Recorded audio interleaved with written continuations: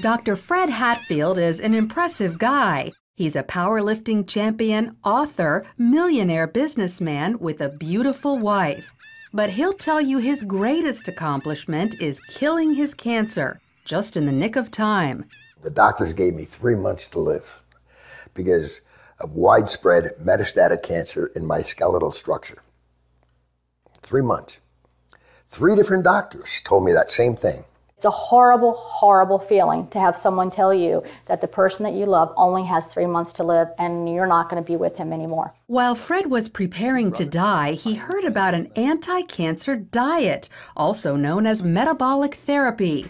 With nothing to lose, he gave it a try and was shocked when it actually worked. And the cancer was gone, completely.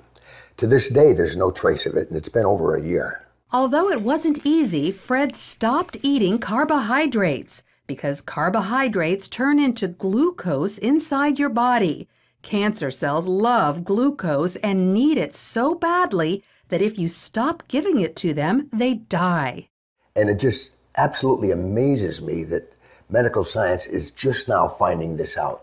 Fred's recovery was not a surprise to Dr. Dominic D'Agostino. His team of scientists at the University of South Florida study metabolic therapy. When they removed carbohydrates from the diets of lab mice, the mice survived highly aggressive metastatic cancer, even better than when they were treated with chemotherapy. We have dramatically increased survival with metabolic therapy.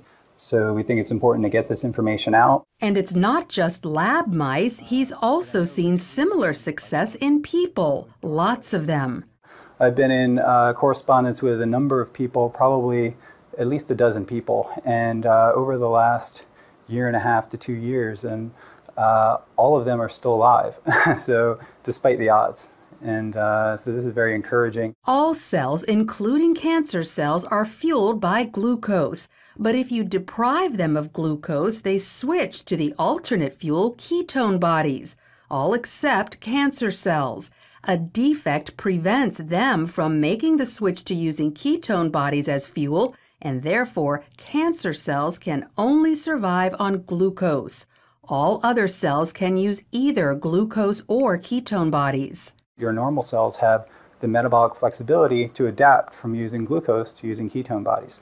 But cancer cells lack this metabolic flexibility, so we can exploit that. People like Fred, who deprive their cells of glucose and fuel them with ketone bodies instead, eat what's known as a ketogenic diet.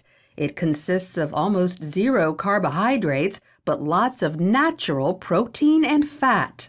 You can go online and there's just cookbooks and, it's clean eating, just very clean eating. None of the sugars, the salts, the trash food. Natural proteins are ones in their original form, but processed meats like cold cuts and hot dogs are off limits because often carbohydrates have been added to them.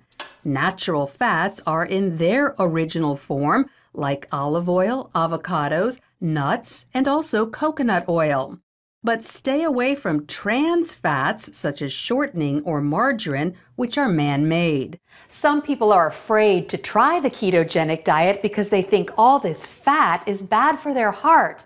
But more doctors are now saying natural fat is actually good for you, even natural saturated fat like coconut oil and butter.